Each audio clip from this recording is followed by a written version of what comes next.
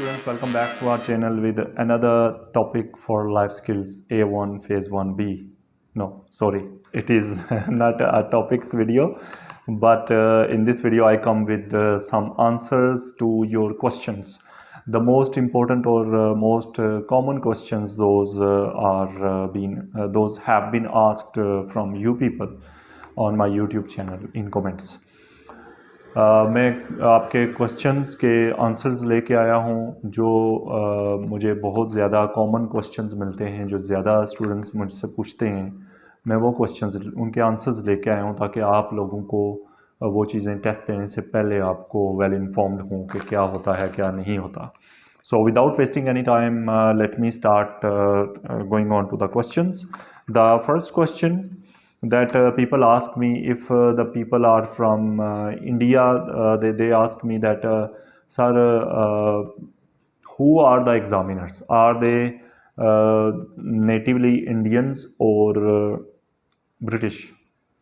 If they are from Pakistan, they ask that are they Pakistanis or British people? So the answer to this question is that most oftenly the examiner is native of the country where the test has been holding. Okay, जहाँ पे test हो रहा है उसी country के native बंदा आपका test ले रहा होगा। ओके, मोस्ट ऑफनली, बहुत शादर नादर ऐसा होगा, कभी कभार जो है ना वो आ जाते हैं विज़िट के लिए। अदरवाइज़ पाकिस्तानी, अगर पाकिस्तान में टेस्ट हो रहा है पाकिस्तानी लेते हैं, इंडिया में हो रहा है इंडियन लेते हैं, but yes they are trained from the organisation, वो ट्रेंड होते हैं। ओके, एग्जामिनर्स ट्रेंड होते हैं। और ये बात याद रखें कि टेस्ट अगर पाकिस्तान में हो रहा है तो आपसे नॉर्मल जो ब्रिटिश काउंसिल का एक ही एक्सेंट है टेस्ट का, उसको कहते हैं प्लेन इंग्लिश एक्सेंट। ठीक है, प्लेन इंग्लिश एक्सेंट कहते हैं जिस कंट्री में आप खड़े हैं उस कंट्री के लोगों की तरह बोलना।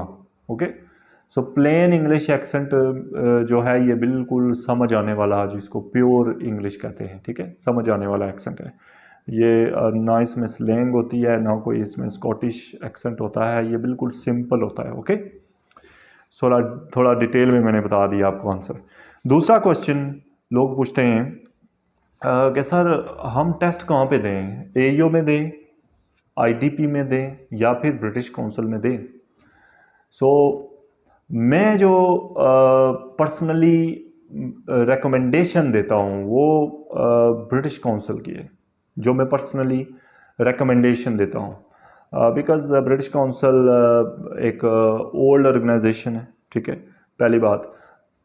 और अगर मेन पॉइंट पे आ जाएं कि आईडीपी में दें, ब्रिटिश काउंसिल में दें या फिर एईओ में दें, तो क्या फ़र्क है? फ़र्क कोई भी नहीं है। ठीक है, सर्टिफिकेशन कैम्ब्रिज इंग्लिश से आ रही है। ठीक है, आप चाहे ब्रिटिश काउंसिल में दें, एईओ में दें या फिर आईडीपी में दें, आपका रिज़ल्ट उधर से इशू होना है। एग्ज़ामिनर्स भी तकरीबन वही एक दिन ब्रिटिश काउंसिल में होते हैं, एक दिन एईओ में, एक दिन आईडीपी में चले गए। ठीक है, ये इनका रोल चलता रहता है। ठीक है, सो मसला नहीं है, आप आईडीपी में दें, एईओ में दें या ब्रिटिश काउंसिल में दें, मगर मेरी जो पर्सनल एक चॉइस है वो है ब्रिटिश काउंसिल। ओके, उसके पीछे रीज़न क्या है? उसके पीछे ब्रिटिश काउंसिल के पीछे रीज़न ये है कि ब्रिटिश काउंसिल एक ओल्ड ऑर्गेनाइजेशन है और इन तीनों ऑर्गेनाइजेशंस में सबसे ज़्यादा डेवलप्ड ऑर्गेनाइजेशन है। ओके, यानी कि इस पे आप ये भरोसा रख सकते हैं कि ये कभी ये यानी कि लंबी रेस का घोड़ा है, यानी कि ये कभी जो है ना जाएगा नहीं फील्ड से। ओके, सो मेरी जो पर्सनल एक रिकमेंडेशन है। तीसरा क्वेश्चन ये है कि सर लाइफ स्किल्स A1 में रीडिंग का टेस्ट होता है? ये क्वेश्चन लोग क्यों करते हैं? Why do people ask this question that is there any reading skills test in life skills A1 और नॉट? ये क्वेश्चन इसलिए करते हैं कि शुरू में जब आप जाते हैं तो आपको एक पेपर दिया जाता है जिस पे आपका इंट्रो लिखा होता है, आपको वो रीड करना पड़ता है, तो लोग समझते हैं शायद ये भी हमारा टेस्ट है। सो ऐसी कोई बात नहीं है, ये सिर्फ कुछ मेजर्स हैं, सिक्योरिटी मेजर्स हैं। ये थोड़ा सा सिक्योर टेस्ट है। तो आपके फिंगरप्रिंट्स लिए जाते हैं, यानी कि बायोमेट्रिक होती है, आपकी पिक्चर ली जाती है।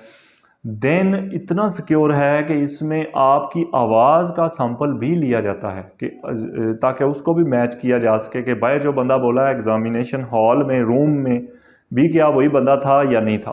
सो इतना सिक्योर होता है। ओके, सो इसलिए ये लिया जाता है। बाकी इसका आप कहें कि इसके कोई मार्क्स हैं, नथिंग। लाइफ स्किल्स A1 हो, B1 हो या फिर A2 हो, इसमें सिर्फ लिसनिंग और स्पीकिंग का टेस्ट है, रीडिंग या फिर राइटिंग का टेस्ट नहीं है। ओके, सिर्फ 2 skills. Fourth question that people ask me most ऑफनली is that sir मेरी लिसनिंग जो है ना वो ओके हो गई है, स्पीकिंग में मैंने कुछ ट्रबल कर दी है। सो याद रखें कि स्पीकिंग के लाइफ स्किल्स A1 में 3 पार्ट्स हैं और 1 पार्ट है सिर्फ लिसनिंग का। ठीक है, लिसनिंग बहुत इंपॉर्टेंट है। स्पीकिंग में आपसे मिस्टेक्स अगर हो जाती हैं तो उसको सर पे नहीं बिठा लेना, उसको दिमाग से निकालो और आगे ठीक करो। ठीक है, स्पीकिंग में मिस्टेक्स की गुंजाइश होती है। ठीक है, इवन मैंने देखा है 2-3 गलतियां भी अगर स्पीकिंग में हो जाती हैं तो स्टूडेंट्स पास हो जाते हैं। ठीक है, सो एक गलती होने की वजह से आपने परेशान नहीं हो जाना। Question number 5, most oftenly asked question number 5 is that sir mistakes count यानी कि इसका कोई नंबर होते हैं, कोई मार्क्स होते हैं लाइफ स्किल्स A1 के टेस्ट के या नहीं होते हैं। सो मार्क्स नहीं होते। ठीक है, कोई मार्क्स नहीं। मार्क्स मतलब कि ऐसा होता है कि आपकी देखते हैं कम्युनिकेशन देखते हैं और 4 फेजेस इन्होंने बनाए हुए हैं। आप देखते हैं ये कि आपकी लिसनिंग कितने % ठीक है और आपकी स्पीकिंग कितने % ठीक है। ठीक है, सो ये क्राइटेरिया होता है इनका ही। कुछ चीज़ें मैंने एक वीडियो बनाई है, उसमें मैंने क्राइटेरिया पूरा बताया हुआ है। मैं उस वीडियो का लिंक कमेंट्स में डाल दूंगा जिसमें मैंने बताया हुआ है कि पास करने का क्राइटेरिया क्या। वो बहुत लंबा टॉपिक है, मैं अगर अभी यहाँ पे समझाना शुरू कर दूँ। ठीक है, सो वो लिंक मैं डाल दूंगा। वैसे मैं अभी शॉर्टली बता देता हूँ कि लाइफ स्किल्स A1 में जो है ना वो कोई मार्क्स नहीं होते, सिर्फ पास या फेल का सिस्टम होता है। और वो किस बेस पे करते हैं वो मैं लिंक नीचे डाल दूंगा। ठीक है, आप देख लीजिएगा। क्वेश्चन नंबर 6, कुछ स्टूडेंट्स ने मुझे पूछा, यानी कि मुझे काफ़ी स्टूडेंट्स ने ये बात की कि sir why the examiner had asked me only question in discussion part, what was the reason? अब इसके पीछे 2 रीजंस हो सकती हैं। एक रीज़न कि एग्ज़ामिनर को पिछले 3 फेजेस में पता चल गया कि आप ओके हो, तो एग्ज़ामिनर अलाउड है, वो किसी टाइम भी टेस्ट को ख़त्म कर सकता है। ओके, जब भी उसको जज हो गया कि यू आर ओके। एक तो ये रीज़न हो सकती है। ठीक है, दूसरी रीज़न क्या हो सकती है? दूसरी रीज़न ये हो सकती है कि एग्ज़ामिनर को पता, यानी कि दूसरा कैंडिडेट बिल्कुल बोल ही नहीं रहा। तो इस सूरत में 2 काम होते हैं, या तो एग्ज़ामिनर 1-2 क्वेश्चन आपसे करेगा, एंड कर देगा, या फिर एग्ज़ामिनर दूसरे कैंडिडेट से भी 5-10 क्वेश्चन करेगा और आपसे भी करेगा, और फिर दोनों उसको पुश करेगा कि आप क्वेश्चन करो इससे। अगर वो नहीं करता तो फिर जो है ना एग्ज़ामिनर आपके साथ डायरेक्ट डिस्कशन करना शुरू हो जाएगा।